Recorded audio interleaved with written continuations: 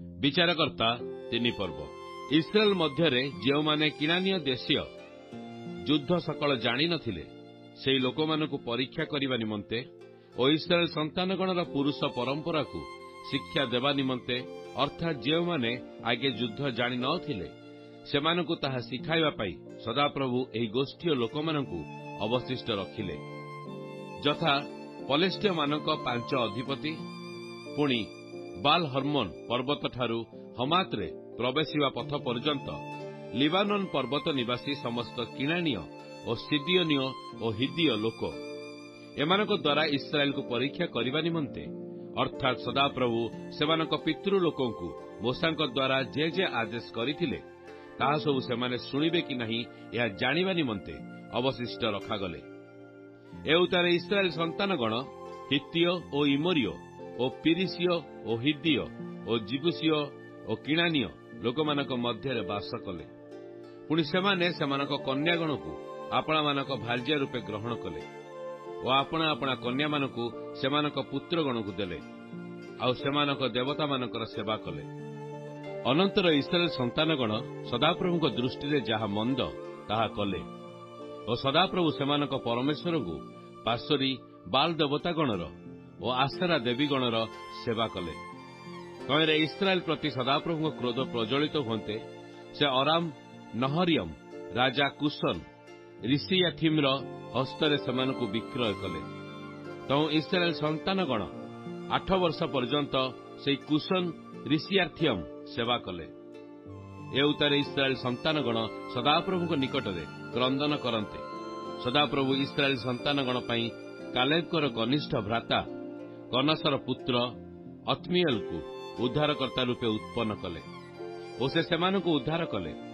ପୁଣି ସଦାପ୍ରଭୁଙ୍କ ଆତ୍ମା ତାଙ୍କଠାରେ ଅଧିଷ୍ଠିତ ହୁଅନ୍ତେ ସେ ଇସ୍ରାଏଲର ବିଚାର କଲେ ଓ ସେ ଯୁଦ୍ଧ କରିବା ନିମନ୍ତେ ବାହାରିଲେ। ଆଉ ସଦାପ୍ରଭୁ ସେହି ଅରାମୀୟ ରାଜା କୁଶନ ରିସିୟାଥିମ୍କୁ ତାହା ହସ୍ତରେ ସମର୍ପଣ କଲେ। ପୁଣି କୁଶନ ରିସିୟାଥିମ୍ ଉପରେ ତାହାର ହସ୍ତ ପ୍ରବଳ ହେଲା। ତହିଁରେ 40 ବର୍ଷ ପର୍ଯ୍ୟନ୍ତ ଦେଶ ବିଶ୍ରାମ ପାଇଲା। ଏଉତାରେ କନସର ପୁତ୍ର ଅତ୍ନିଏଲ ମଲା। ଅନନ୍ତର ଇସ୍ରାଏଲ ସନ୍ତାନଗଣ ସଦାପ୍ରଭୁଙ୍କ ଦୃଷ୍ଟିରେ ଯାହା ମନ୍ଦ ତାହା ପୁନର୍ବାର କଲେ। ଏହେତୁ ସଦାପ୍ରଭୁଙ୍କ ଦୃଷ୍ଟିରେ ଯାହା ମନ୍ଦ ତାହା ସେମାନେ କରିବାରୁ ସଦାପ୍ରଭୁ ଇସ୍ରାଏଲ ପ୍ରତିକୂଳରେ ମୋୟାବର ରାଜା ଇଗ୍ଲୋନକୁ ସବଳ କଲେ।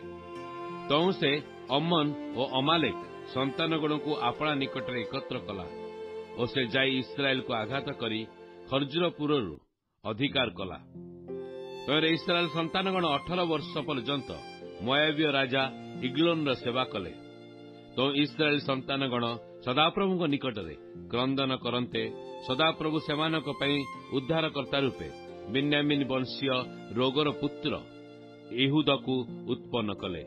ସେ ବାଆଁହାତିଆ ଥିଲେ। ପୁଣି ଇସ୍ରାଏଲ ସନ୍ତାନଗଣ ଦ୍ୱାରା ତାହା ମୋଆବୀୟ ରାଜା ଇଗ୍ଲୋନ ନିକଟକୁ ଭେଟି ପଠାଇଲେ। ତହିଁରେ ଏହୁଦ ଆପଣା ନିମନ୍ତେ ଏକ ହସ୍ତ ଦୀର୍ଘ ଦ୍ୱିଧାର ଖଡ୍ଗ ନିର୍ମାଣ କରାଇ ଆପଣା ଦକ୍ଷିଣ ଜଙ୍ଘରେ ବସ୍ତ୍ର ଭିତରେ ବାନ୍ଧିଲେ। ତେଣୁ ସେ ମୋଆବୀୟ ରାଜା ଇଗ୍ଲୋନ ନିକଟକୁ ସେ ଭେଟି ନେଲେ। ସେ ଇଗ୍ଲୋନ ଏକ ମୋଟା ଲୋକ ଥିଲା। ଆଉ ସେ ଭେଟି ଦେଇ ସାରିବା ଉତ୍ତାରେ ଭେଟି ଦ୍ରବ୍ୟବାହକ ଲୋକମାନଙ୍କୁ ପଠାଇଦେଲେ। ମାତ୍ର ସେ ଆପେ ଗିଲଗଲସ୍ଥ ପଥର ଖଣିଠାରୁ ବାହୁଡ଼ି ଆସି କହିଲେ, ହେ ରାଜନ, ଆପଣଙ୍କ ନିକଟରେ ମୋହର ଏକ ଗୁପ୍ତ କଥା ଅଛି। ତେବେ ରାଜା କହିଲା, ତୁନି ହୋଇଥାଅ। ତେଣୁ ତାହା ନିକଟରେ ଠିଆ ହେବାର ସମସ୍ତ ଲୋକ ତାହା ଛାମୁରୁ ବାହାରିଗଲେ। ଏଥିରେ ଏହୁଦ ତାହା ନିକଟକୁ ଗଲେ। ସେତେବେଳେ ସେ ଆପଣା ଗ୍ରୀଷ୍ମକାଳୀନ ଉପରେ ଉପର ମହଲାରେ ଏକାକୀ ବସିଥିଲା। ତହିଁରେ ଏହୁଦ କହିଲେ, ଆପଣଙ୍କ ପାଇଁ ପରମେଶ୍ୱରଙ୍କଠାରୁ ଆମ୍ଭର ଏକ କଥା ଅଛି। ତେଣୁ ସେ ଆପଣା ଆସନରୁ ଉଠିଲା। ତେବେ ଏହୁଦ ଆପଣା ବାମ ହସ୍ତ ବଢ଼ାଇ ଦକ୍ଷିଣ ଜଙ୍ଘରୁ ଖଡ୍ଗ ନେଇ ତା ପେଟ ଭୁଷିଲେ। ତହିଁରେ ଖଡ୍ଗ ସହିତ ମୁଠା ମଧ୍ୟ ପଶିଗଲା। ଆଉ ଖଡ୍ଗ ଚଟିରେ ଲାଖି ରହିବାରୁ ସେ ତା ପେଟରୁ ବାହାର କଲେ ନାହିଁ ଓ ଖଡ୍ଗ ପଛଭାଗରେ ବାହାରିଲା। ଏଉତାରେ ଏହୁଦ ତାହାକୁ ରୁଦ୍ଧ କରଣାର୍ଥେ ସେହି ଉପର ମହଲାର କବାଟ ବନ୍ଦ କରି ଅର୍ଗଳ ଲଗାଇ ପାବଚ୍ଛ ପଥ ଆଡ଼କୁ ବାହାରିଗଲେ।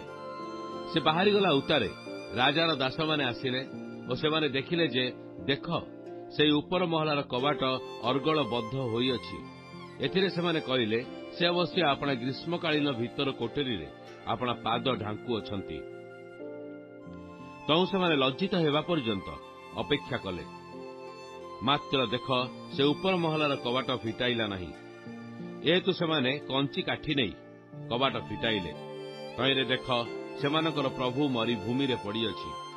ମାତ୍ର ସେମାନେ ବିଳମ୍ବ କରି ରହିବା ବେଳେ ଏହୁଦ ପଳାଇ ସେହି ପଥର ଖଣି ପାର ହୋଇ ସିରିଆକୁ ଚାଲି ଆସିଲେ। ପୁଣି ସେ ସ୍ଥାନରେ ପହଞ୍ଚି ଇଫ୍ରିୟମ୍ ପର୍ବତମୟ ଦେଶରେ ତୁରୀ ବଜାଇଲେ। ତହିଁରେ ଇସ୍ରାଏଲ ସନ୍ତାନଗଣ ତାଙ୍କ ସହିତ ପର୍ବତମୟ ଦେଶରୁ ଆସନ୍ତେ ସେ ସେମାନଙ୍କର ଅଗ୍ରଗାମୀ ହୋଇ ଚାଲିଲେ। ପୁଣି ସେ ସେମାନଙ୍କୁ କହିଲେ, ମୋ ପଛେ ପଛେ ଆସ, କାରଣ ସଦାପ୍ରଭୁ ତୁମ୍ଭମାନଙ୍କର ଶତ୍ରୁ ମୋଆବୀୟମାନଙ୍କୁ ତୁମମାନଙ୍କ ହସ୍ତରେ ସମର୍ପଣ କରିଅଛନ୍ତି।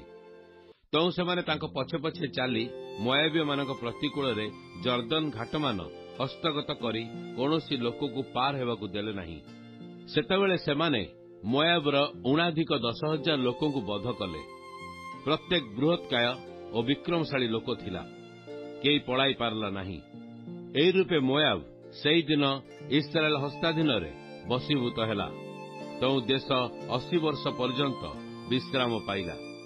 ଆଉ ତାହାର ଉତ୍ତାରେ ଅନାତର ପୁତ୍ର ସମଗର ବିଚାରକର୍ତ୍ତା ହେଲେ। ସେ ପଲେଷ୍ଟୀୟ 600 ଲୋକଙ୍କୁ ଗୋକଣ୍ଟକ ପାଞ୍ଚଣ ଦ୍ୱାରା ବଧ କଲେ। ସେ ମଧ୍ୟ ଇସ୍ରାଏଲର ଏକ ଉଦ୍ଧାରକର୍ତ୍ତା ଥିଲେ।